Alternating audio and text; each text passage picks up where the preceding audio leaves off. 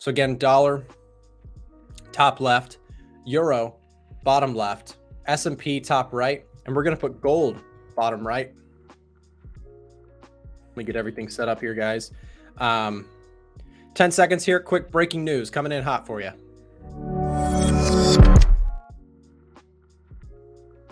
All right, let's see what core PCE does for us here today, if anything. See if there's some volatility.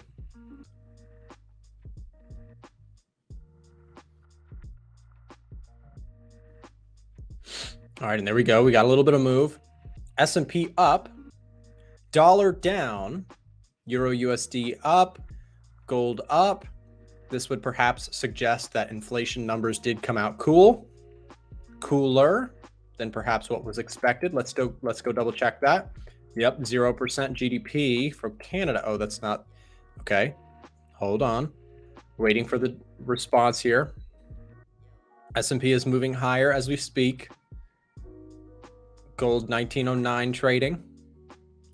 Euro still making its move up. Or PCE price index, where are you at? If anybody has the numbers before, so please feel free to drop them. There it is, 0.3% as expected.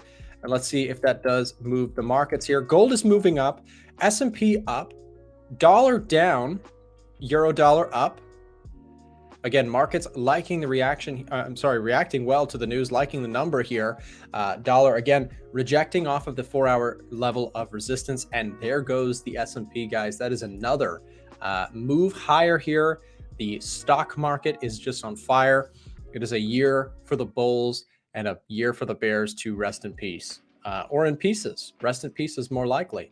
Last year, man, for those of you guys who are stock market traders, indices traders, investors, you guys know that's my bread and butter, what I love to trade the most. And oh my gosh, last year was so bearish, and this year it's kind of flipping. You're seeing the bulls start to become really obnoxious, which is awesome. I mean, I'm a bull, so I'm not trying to be obnoxious, but I have been very, very bullish on the S&P. I was very early to that. I took some losses on the way down during last year, but this year, man, look at that. It's hard to dispute. That is a powerful move up. Unchanged PCE numbers here today. And again, the stock market likes it. I mean, this is just a runaway. If you guys are trading the SPY, if you guys are trading the NAS, if you're trading the Dow, man, this is a strong mover here recently. In fact, I'm going to be honest with you. I am bullish, but I got to be cautious because now at this point, we're just getting obnoxiously strong. And when this happens, what do? Do you buy it and just shut up and buy? Not for me. So for me personally, what I'm looking for is pullbacks. I do like the idea of getting long S&P again, but I've got to see a healthy pullback. At this point, we've had just another runaway week. This is just crazy at this point. And, you know, markets don't do this forever. So I'm not bearish by any means. I'm not shorting this move. I'm not against this move. I'm very bullish on this move. And like I said, I even have options contracts on the long side, which are now at this point just in huge, well, I'm selling puts, so they're out of the money, which is great for my position as I'm short puts. So for those of you guys who are newer to options, I won't try and explain that. I do have a video if you'd like to look up Trader Nick options strategy. I'd share a little bit about that. But both of my Dow positions, my Russell positions, looking really, really hot here today. What's up? Dude, what happened to you? Haven't you heard? It's the summer half off discount sale. Oh, that's right, I forgot.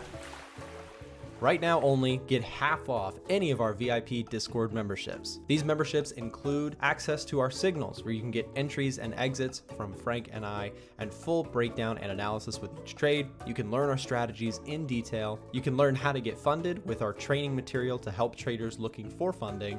And you can also join the chat room community. We have several membership opportunities, so click the link and check them out for yourself. And remember, you get half off if you either message us or use the discount code you see on the screen now. Jerome Powell this week beat the drum on 2 interest rate hikes. And we talk about this every week together, Ken. So we talk about the importance of the Federal Reserve and their outlook for what traders are what they are looking for in terms of what to do with rate hikes, what they're doing with monetary policy. But again, they have reiterated as well that they are sort of data dependent, and what that means for newer fundamentalists in the audience. Data dependent means the Fed is watching the data as it comes in and they're voting on those decisions as it comes in. So today, when we got, as you mentioned, pretty good core PCE numbers coming out, showing some inflationary victories continuing, that perhaps alludes to the Fed may be less likely to rate hike despite what Jerome Powell said this week. That is huge news and makes sense for why the markets are getting a little bit of a bid. You mentioned gold here, and you've got it pulled up. Gold, of course, has been on a downtrend recently. We talked about that last week, and it seems to have persisted this week. What gets you bullish on gold, Kenzo? Is there a breakout you're looking for? Is there something here that could be bullish here for the gold market that we're missing?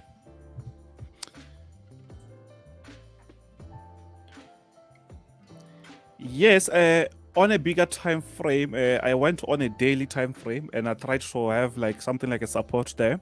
So to me, it seems like we are still playing around this support area.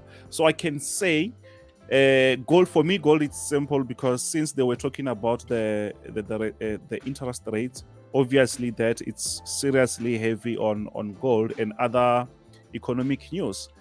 But the market actually touched our support, and I think maybe we might see the market trying to push the upside.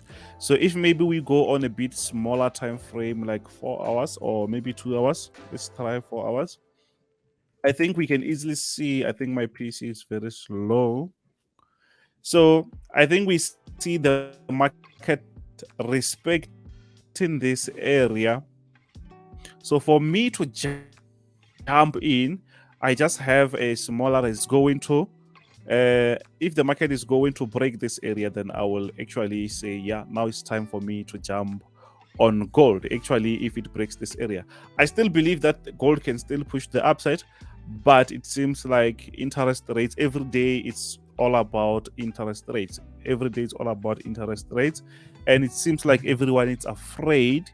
But what I like about Jay Powell, he said, since he's going to focus on the economic news that we have, for now, I think we're going to check if maybe CPI, especially next month, maybe let's say in 2 weeks, CPI can actually give us a clue on what might happen. But I think it's also clear, or it's good for us to say it's going to depend on the figures that they're going to get out. So it means we can able to calculate if maybe he will increase or he will pause. And I think there's also a point where he touched that even though they're going to increase maybe twice, but there is enough chance that next year they can cut rates if things are going good. So that is also good. And for investors, next year is not really far. So the market can still push to the upside.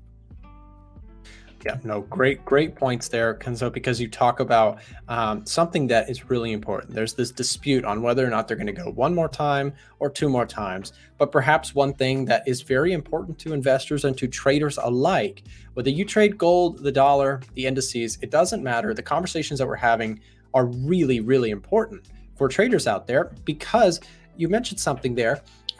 It's all about next year and about forward. This signals here we're getting some victories on the inflation front. Even if we go 2, as you mentioned, if 2 rate hikes occur, we are still what looks to be at the end of the rate hiking cycle. So whether they go 1 or 2, perhaps the market is saying, who cares? Even if they go 2, rate cuts seem more likely to be coming sooner rather than later when it comes to next year, as we're still getting, again, inflation victories, and the market just absolutely loves this, especially when inflation victories are coming in, but the economy is still staying strong. This looks like we might have, and again, if you're just now coming to the conclusion that the markets look bullish, we're too late, right? This has been something that you and I have been talking about for months now, that perhaps the bears were getting too comfortable, perhaps that, inflation victories were coming. And we've seen this on a consistent basis. We've seen, little wins here over and over and over. And so for me personally, how I have been playing the indices and looking to continue to play the indices is just looking for pullbacks, carefully looking for constructed entries on the long side only, with stop losses behind market structure, just in case we get something surprising. But I want to ask you, Kenzo, of the indices specifically, you mentioned Dow, you sometimes pull up NAS and S&P. Which one are you most interested in? And where are you at? How would you be trading them for the remainder of this year, 2023? Mostly, I take my time on Nasdaq. So also on USD, because if you remember, USD is not really affected much by interest rates. Remember, inside USD, there are companies which actually likes interest rates. Like if maybe I don't know if we have few banks in USD. So when they increase the rates, it means those banks, they're going to make a little bit more. And also there is consumer companies like Nike and stuff like that. It means they can increase prices. So it means we might see actually USD also bouncing back. Plus, another thing is on Nasdaq, stocks don't really like surprises. So while Jay Powell say we're going to do this and that, so it seems like, okay, we're fine, we're ready for that, as he already said everything. So it means we're not going to get any surprise. They're still going to increase. Then we're ready for that, because we don't actually invest for 2 weeks. So we invest for years. It means we can actually have the opportunity, because maybe this might be the lowest areas. So I think everyone currently, now we no longer have that secret, or maybe they might increase. Maybe we know that there is a room for increase. So for now, we're ready to buy, because next year, along the way, they're going to do something very nice, which is going to cut the interest rates. So if they cut, and if we are already in those, if we already bought, it means it's going to be like cherry on top. Yep. No, exactly. And very, very important stuff there when it comes to the indices. As you mentioned, these are vehicles that a lot of investors, we're here talking on the trading front, but there is, of course, the vast majority of money that is simply investing, right? As traders, we can take advantage of moves on the lower timeframes, but majority of market participants and money that is flowing in the indices is long-term. A lot of hedge funds, a lot of asset manager groups, they're moving into the markets now.